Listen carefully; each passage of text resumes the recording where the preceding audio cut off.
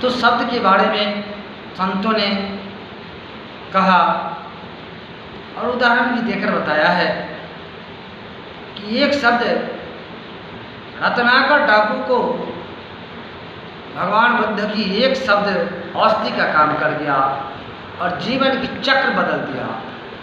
उनको कहाँ रत्नाकर का कार्य डाकू का कार्य था, लूटपाट करने का कार्य था, लेकिन एक ही शब्द, मैं तो संभल गया मगर तुम कब संभलोगे। और ये उन्होंने एक और शब्द बताए कि डाली, वृक्ष की डाली उन्होंने तुड़वाया और कहा रत्नाकर इस डाली को उसी पेड़ में लगा दो जहाँ पर ये पेड़ में लगा था। उन्होंने कहा, रत्नाकर ने कहा, महात्मन ये काम कैसे हो सकता है, जब तो मैंने इसको डाली से तोड़ दिया तो फिर ये झूठ कैसे सकता है। इसी शब्द पर महात्मा बुद्ध ने कहे कि जिसको तुमको जीने का, मारने का, जिलाने का अधिकार नहीं है, तोड़ने जोड़ने का अधिकार नहीं है, उसको तोड़ने और मारने का अधिकार किसने दिया। ये तो परमात्मा का कार्य है। तुम परमात्मा का कार्य अपने हाथों में लेकर मारने का काम क्यों करते हो, जिलाने का काम तो करते नहीं हो, भला का काम तो हो नहीं सकता तुमसे, और पाप कर्म दिन में प्रतिदिन करता जा रहा है। और भी बात उन्होंने कहा, यदि बोलो कि तुम्हारा पाप कर्म का बोझ कोई ढोने वाला है घर परिवार में।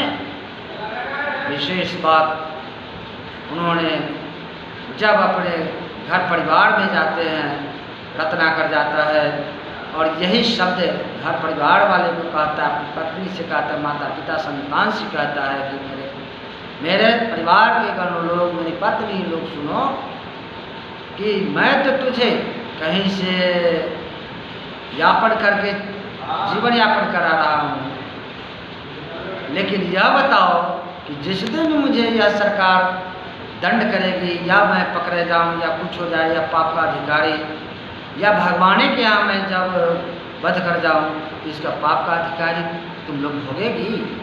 तो उन्होंने कहा नहीं, मैं आपके पापों का अधिकार दंड में शामिल क्यों होऊंगा, मैं तो यह नहीं कहता कि पाप कर्म करो, इसलिए तुम करते हो तुम समझो, मैं तुम्हें बुरे कार्य करने का प्रेरित नहीं करता।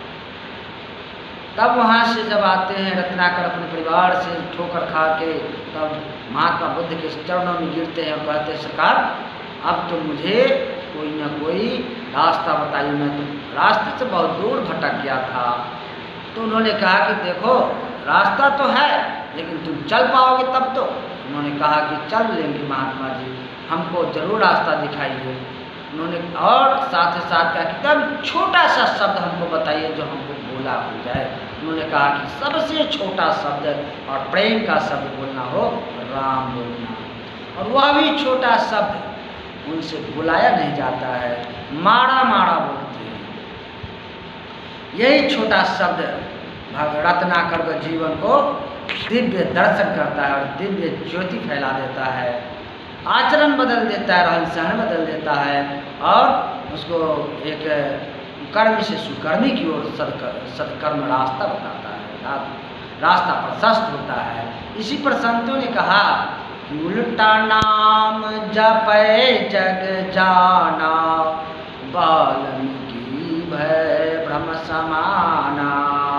वही रत्नाकर के जो उल्टा नाम राम राम नहीं जपा होता था, माड़ा माड़ा पापों के माड़ा माड़ा माड़ा बोलते थे।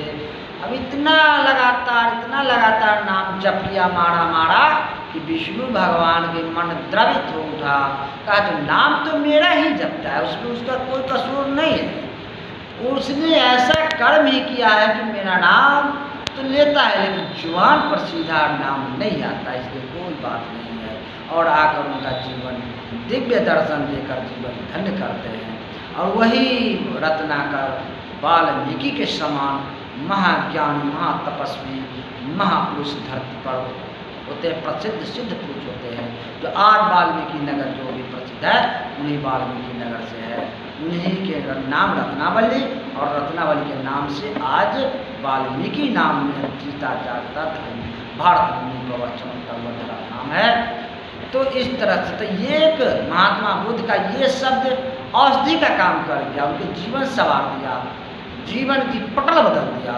लेकिन दूसरे शब्द महाभारत के रणभूमि में द्रौपदी भी बोलती थी, अंधा का पुत्र अंधा, शब्द वही था।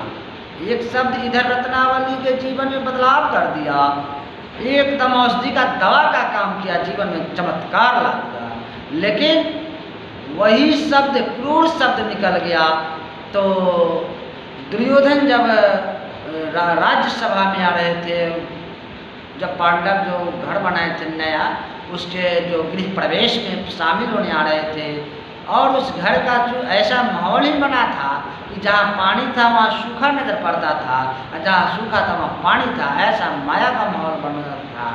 तो दुर्योधन जब भी आता तो देखता पानी था तो पानी समझकर कपड़ा उठा कर आता तो पानी नहीं रहता था, फिर देखता जहाँ सूखा है तो वहाँ कपड़ा नहीं उठाता था, तो ऐसे करते करते गिर जाते हैं पानी में। तो झरोखे से बैठी द्रौपदी उल्टा शब्द, कटु शब्द वही है, कटु शब्द बोल देती है कि हंसते हुए कहती है कि कितना भी है तो अंधा का पुत्र अंधा ही है। यही शब्द महाभारत का बीज बो देती है, यही शब्द जहर बन जाता है और दुर्योधन के नस नस में उसी प्रतिशोध की लहर दौड़ जाता है। जहर के समान उसके नस नस में उसके प्रति दुश्मनी का भाव जागृत हो जाता है। और देखते देखते मेरे धर्म प्रेमी सज्जन भाई बहनों, यह महाभारत का बहुत बड़ा प्रारूप धारण कर लेता है और सर्वनाश होता है।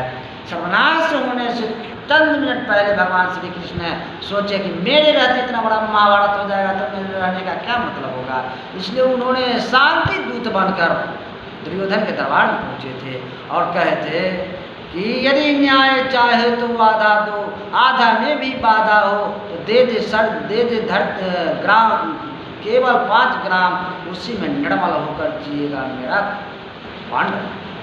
लेकिन वह भी दुर्योधन दे न सका, आशीष समाज से ले न सका और उल्टे हरि को बांधने चला, असाध्य कार्य को साधने चला। और हाँ दुर्योधन बांध मुझे भीषण हुंकार किया, अब याचना नहीं रण होगा, ऐसा भीषण युद्ध होगा, यहाँ पे लाशें बिछेगी और श्रृंगार कौआ नोच नोच कर खाएगा, महासंग्राम होगा। जब याचना नहीं रण होगा, भगवान कुपित होकर बोल रहे थे और दिगंबर डोले, कुपित होकर प्रभु जी बोले, है ना, और उल्टे तू हरि को बांधने चला, हाँ दुर्योधन बांध मुझे। जब क्रोध से भगवान पागल हो गए तो उन्होंने कहा दुर्योधन तुम मुझे बांधने चले हैं, हाँ आओ रस्सी लेकर आओ मुझे बांधो। और कहते ही उनका चरण पाताल में, मुख अंबर में थर थर थर थर दिग्गज डोले। और उस समय का प्राकृतिक का जो मुहूर्त का जो माहौल बनता है, वह सूर्य भी परमात्मा के क्रोध से थर्रा रहे हैं, चंद्रमा भी थर्रा रहे हैं, तारेगण भी नवमंडल थर्रा रहे हैं, नवचल थरचल सारे प्राणी थर्राए। जब परमात्मा की क्रोध आ गया, परमपिता परमात्मा कृष्ण क्रोध से पागल हो गए। और दुर्योधन को तो कुछ सोच नहीं समझ नहीं आ रहा था, नजर चकाचौंध हो रहा था, फिर भी पागल दुर्योधन को समझ में नहीं आया कि यह कौन महापुरुष है। तो न 5 ग्राम लिया ने आशीष मांगा और महाभारत का रणभूमि में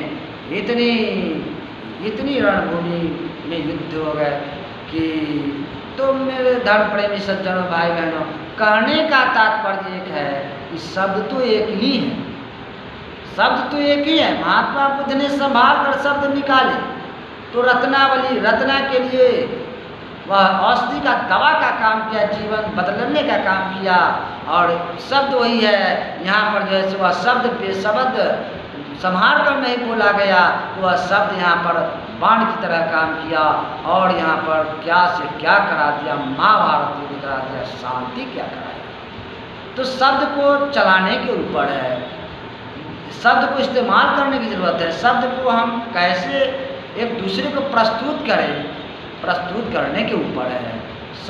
शब्द में वह दम होता है जिस तरह से एक माचिस से हम यदि साध्य के काम लेते हैं तो भोजन बनता है, और एक ही माचिस से यदि मिसयूज करते हैं, दुरुपयोग करते हैं माचिस का, तो बड़े से बड़े धराशायी पोड़ा की टाल को और फूस की घास की टाल को जलाकर भस्म कर देता है। इसी तरह से यह शब्द है, एक शब्द किसी को प्राण बचा देता है और एक शब्द किसी को प्राण हरण कर देता है। मेरे धर्म प्रेमी सज्जनों भाई बहनों, इस महाप्रसंग को ज़्यादा प्रारूप न देते हुए, शब्द की मूल को मूल जोल करते हुए और शब्द के महत्व को समझाते हुए आज की यह वाणी विराम धीरे धीरे विराम की ओर जाएगा, और धीरे धीरे विराम की ओर जाएगा। फिर जैसे हम अगले प्रसंग में आप लोगों के साथ उपस्थित होंगे। यह प्रसंग के आधार अंतर्गत शब्द के मूल और शब्द की जो उच्चारण है, शब्द का जो उपयोग है, सोच समझ